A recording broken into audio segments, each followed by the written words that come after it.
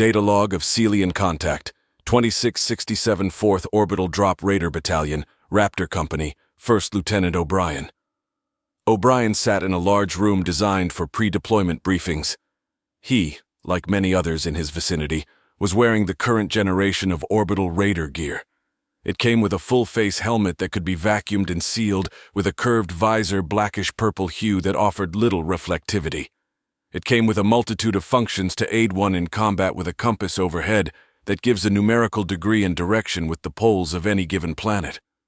His armor consisted of a chest rig fastened to an underlying set of harnesses atop a set of the Raider battle dress uniform that was connected to a set of greaves and low-profile up-armored pauldrons and gauntlets. A matte gold mark was painted on the bottom portion of his pauldrons, and this design ran a similar mark on his greaves. However, his helmet was personally marked with deliberate carves into the visor that created a jagged set of teeth with a set of eyes where his own would be, but fashioned in a predatory manner. This was accompanied by a hollowed mark that ran down the armored portion of his helmet where his left eye would be. When faced with it, one would think that they were faced with a demon trying to mimic a wolf. This room was linked together with the same layout, each having a set of benches and weapon lockers with a central tactical holo-display table. Off to one side were a set of vacuum-sealed doors with reinforced glass embedded into the central part of the door. Beyond that was a series of open pods that faced the catwalk, with the end behind met with another door that led into another part of the ship. On the holo table was a display of their target. It was a rough image of the terrain with the compound itself embedded in the mountain.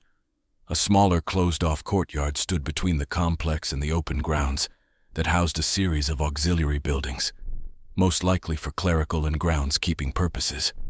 The area was large, and a group of 3 similarly armored soldiers was huddled around the table. The only difference with their armor was the marking on their shoulders, which was red, and the designs they made on their visors. "Look here, they already have a set of anti-air batteries on the plateaus," one individual said, sporting a red mark that ran down the center of his chest with another pair flanking the central stripe. The letter Darien were printed on a space at the top of the cuirass. "I know what you mean, Darien. I can take the larger plateau and you take the smaller one." A female spoke. This time the red markings on her chest were like fangs that protruded from the outer shoulder toward the center. The nameplate marked her as Strega. The final individual besides the table was a large fellow, sporting all the gear except for his gauntlets. His utility uniform was rolled up to just past his elbows, with a set of gloves reinforced at the knuckles. His pauldrons were larger than the rest of the group. His helmet too was given more armor, except the design was contoured to the helmet and acted as a second layer of skin to the helmet, but was fastened like strips on the helmet. His chest marking was that of a sharply designed skull that resembled a demon rather than a human. The doors to the catwalk were sealed. While Strega and Darien talked strategy, he just sat quietly beside the table. Strega turned to him and spoke. "What do you say, Gray?" He lifted his hand and pointed to the center of the depression. "Gotta hit him where it hurts. More fun that way," he said with a light shrug, and returned to his seat. "Well, I think that a swell plan, aye, Gray?" Darien commented with a snide remark to which Gray paid it no mind. O'Brien approached the group to comment on the topic when the nearby monitor came to life. At the first sign of a secure connection, the 3 donned their helmets, the scars emanating fear. Only O'Brien was the one with his helmet off, held to his right side and his rifle slung to his left. The face that appeared what the officer leading this charge, Vice Admiral Wolf. "You're up. Give 'em hell and ensure no enemy leaves with the base intel." "Done," O'Brien said gruffly, turning toward members that shared a similar style and personalized modifications to their armor. "Get in your pods and prepare for a hot drop. Eliminate with extreme prejudice." He ordered an alarm set accompanied by flashing red lights. The rooms situated beside the pods were littered with soldiers standing by, but now they were in a full combat mindset. They grabbed their designated weapons and ensured their magazine pouches were all filled. With their gear check finalized in mere seconds, they entered their pods and awaited a countdown. And a red light indicated that they were not going to open unless the entire sequence was aborted. The deck below the pod opened, and light from the planet filtered through, illuminating the previously dimly lit room and catwalk. O'Brien was visible on a monitor that was transmitted to his company's drop pods and issued his orders. Heads up. Contacts in the AO are hostile, and your HUD has been updated with IFF signatures. We've got local militia hitting them at the perimeter, he said, his voice raised to compensate for the sudden increase in background noise. Let's show them how the Raptors hunt. A collective "oorah" was sounded off from the raiders, and a single tone beeped its countdown until a drawn-out beep played, and the drop indicator was green. The pods dropped in waves, and his heat was the last. The pods expelled propellant for the initial drop, and O'Brien felt his stomach rise inside him, a feeling he was all too familiar with but rather enjoyed it. He ensured his weapon was fastened in a designated spot beside him during the descent. O'Brien and his company were aboard the TRSC arm of Sol, an assault carrier retrofitted for operations involving large-scale orbital drops. Otherwise, many in his company would be separated across multiple ships that had drop pod capability, which was mostly heavy frigates and above. As they descended, the view from his pod showed a naval battle that unfolded with a quickly declining enemy force. Several ships of the heavy frigate class were able to finally unload their guns into the defenseless ships. The scene was the same all around, and the cracks and booms of cannons filled the very air they fell through, and it only grew the more they descended past the Titans locked in combat. The most casualties were of the smaller ships, like the gunboats and corvettes. Pieces of both the Republic and the enemy floated in through the atmosphere, many making a descent into the earth below. Indicators blared, and he was forced to make a course correction with a quick burst of propellant until the alerts cleared, and his drop point returned to normal. He now had less than 5 minutes left before he touched down. He had just entered the lower part of the atmosphere, and the heat of friction dissipated, and his pod was now in freefall. The descent gauge was decreasing dramatically until they broke through the upper layer when they finally reached terminal velocity. Hundreds of pods descended together, hell-bent on engaging the enemy. When their pods entered less than 3,000 meters, their metallic drogue chutes opened, increasing their descent further until their pod was close enough to the ground for their braking rockets to engage. With a crash, hundreds of pods landed on top of the enemy. Many were crushed, and their comrades shook in their boots. The door blew open with a series of explosive bolt charges, and O'Brien's door flew into the nearest enemy, splattering him and any behind him as the door continued unimpeded for a couple of bodies. He readied his rifle and began firing into the enemy crowd in their stupor. His fellow raiders joined in the fight, and an unrelenting wave of bullets found their marks. The enemies that had it in them to fire back did so, but ended up hitting their friendlies, with the raiders catching shrapnel. They aggressively pressed on, using much of the environment for cover, and oversaturating the enemy with fragmentation grenades. O'Brien landed on the left side of the depression, and he and his raiders moved toward the center, neutralizing the enemy with lethal proficiency. The battle raged for no more than a few minutes before his soldiers routed the enemy to only a few. They were encircled, and the surviving enemy soldiers were shot one by one until only one was left. Firing halted when the combatant tossed his rifle and raised his hands in a warrior's stance. "Sir, what do we do with him?" a soldier with white markings inquired. "Guess we'll take him alive," he said, and slung his rifle to draw his sidearm. He speculated that the enemy wanted a warrior's death. He didn't know how capable this one was in combat. His size was larger than those below him, and he looked like he could fight. But O'Brien wasn't going to let him have his way. "I'll incapacitate him," he said, then firing 2 shots into the chest of the fighter, purposely avoiding what he assumed to be non-vital areas. It went down, its chest still rising. O'Brien knelt beside the downed enemy and summarily called for one of the medics to gather him. At that time, O'Brien spoke to him, knowing he probably didn't understand him. "Well, well, well," he said. "Quite a shame. If it were up to me, you'd be dead." He pressed the sidearm against his head. "But we just might need information from you." He pulled the weapon away from its head when he received a call over his command network. "O'Brien, there's no need to take prisoners.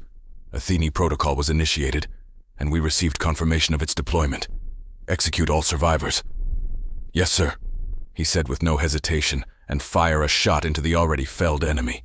Its body jolted momentarily, and its breathing ceased, green fluid now present on his armor and underlying battle dress uniform. "Great. Pretty sure this is gonna stain," he said, regaining his stance, the medics curious about the execution. "Sir, weren't we going to bring it in? We could have learned a lot," one of the corpsmen stated. O'Brien shook his head to the sides. "Orders came from the Admiral.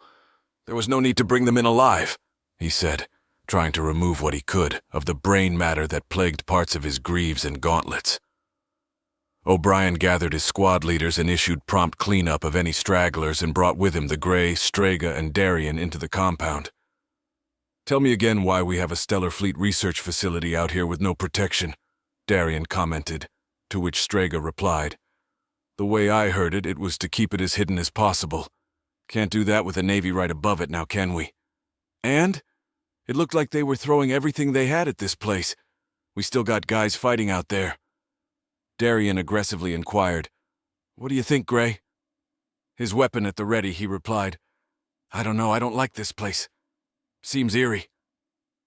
The four advanced, their weapons in alert, and proceeded to the waypoint generated on their HUD that led to the rear of the reception hall into a long hallway to the back left. When they entered the dimly lit room, they activated a night enhancement feature, and they were able to see as clearly as day. Several of the bodies closest to them were of the enemy, while those by the door were part of the local militia. He knelt by the one closest to the door and pulled the tags from his neck. "Sergeant Cooper, 8231145478, AB Neg." The rest of his team gathered the fallen militiaman's tags, while the tags near the entrance were gathered by the external teams before they entered the complex. They descended to the sublevel and found a series of rooms and a long hallway. They went through each room methodically, and the muffled thuds of their boots filled the area. They cleared what rooms they could until they made it to the room at the end. It was a server room that looked like it was blown to hell. A wealth of both militia and aliens littered the room, and the occasional spark from the machines popped at intermittent intervals. The three gathered the dog tags from the militia in the room, and O'Brien made his way further back of the room. There he met a plane of glass with what looked to be melded plasma burns. Beyond it, he saw a man slumped over with his back to the podium. His body faced the glass, and he saw no signs of life in him. A panel of black glass revealed itself to his left from the wall, and he placed his hands on it. The words, "Access granted," were displayed on the device, and the glass wall opened with a hiss. O'Brien approached the body, and his tags revealed him to be Captain Roy. "Call a recovery team. We have casualties in the compound." He spoke into his comset. As he was about to leave, a voice called out from behind him. "Good afternoon, Lieutenant," the voice said in a soft tone that equally demanded attention. He turned to find a person donned with flowing robes beneath an ornately decorated breastplate and a similarly decorated helmet with a plume. "You may call me Athena." She gave a curt bow. "What are you?" he said. "You don't look like our regular AI. The AI the Navy utilizes is a rather inferior form of artificial intelligence, more like a digital manifestation of information and calculation. Hardly do they ever think for themselves." "So what is it about this facility?" "I've been told that I am required to a full authorization request." "Why couldn't the captain here do it?" O'Brien questioned. "My protocol dictates that only my approved handler is allowed to give full authorization for all programs I possess." "What programs are those?" he inquired while messaging the Admiral. "Most notably, the OWL program," she replied. He raised an eyebrow. "What kind of program is that?" he asked, his team now by his side. "I am sending the details now, but to summarize, it is an autonomous subroutine linked to a mechanical chassis for all sorts of purposes, from search and rescue to search and destroy." "So, drones," he commented. "I would prefer you not call them that. That term is below them." She shot O'Brien a glare. He sighed. "Can you locate the survivors of this bunker?" "Unfortunately, they have perished in a cave-in. I can, however, assist with the civilian bunkers as well as termination or capture of the enemy forces," she said, regaining her calm demeanor. "Do that. Scour the planet for the civilians and terminate all surviving hostiles. I'm sure you can differentiate between our biosignatures. She gave a bow. And another item, Lieutenant. I am required to inform you of my latest protocol. What might that be? He inquired. I do find that it would be best if we speak of this with the Vice Admiral, she said with stern conviction. Very well, he said with a pause. Do you have something I can carry you in? She pointed beside her, and there was a handheld device with an opening that had yet to be filled. I can transfer onto a personalized data chip and insert it into this device for ease of use and temporary storage until we can find a more suitable method of storage. O'Brien did as she suggested and pulled her chip out from the podium and placed her in the device that was ready for her. It was small and in the shape of a hexagon, with a slight depress in the center with hollow display glass.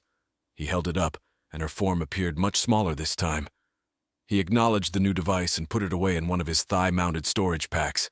It was big enough for the device and had been barely utilized, and he closed it.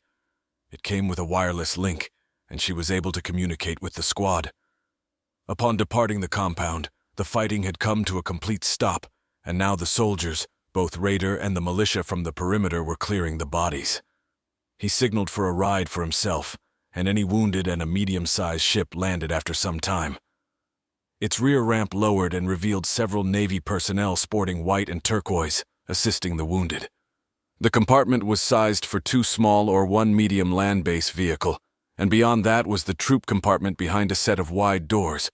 The 2 side doors remained closed, and a gun attached to a swivel rested against the wall in a secured fashion. He entered the troop compartment and relinquished his weapon on a rack and took a seat. It took a moment before they got off the ground, but when they were, O'Brien closed his eyes for the ride. It wasn't long until he was on the carrier that Vice Admiral Wolf commanded from. When they landed, he promptly exited the vehicle and made his way to the bridge, ignoring the stares he garnered from the crew. After several minutes of fast-paced walking, he finally made his way to the bridge, where Vice Admiral Wolf and Commander Randall were present. Good, you're here, spoke Wolf. Let's make our way to a more secure area. He nodded, and the 3 made their way to Wolf's quarters. Wolf sat down, as did Randall, while O'Brien remained standing, refusing to seat himself. I'll be fine, sir, he said, and presented the device to the eager officers. Gentlemen, meet Athena. Incoming transmission. Subroutine Athena report. Accessing archives. Data successfully passed. Incoming data intercepted. Data successfully manipulated. Records falsified. Data flow normalized. Beginning siphon drill routine. Time to completion. 1 hour 56 minutes and 43 seconds. Coordinates logged. Generating coordinate map. Initialize masking routine. Complete. Masking routine. Stable. Connection established. Recording data flow. Recipient, Athena. Data sending.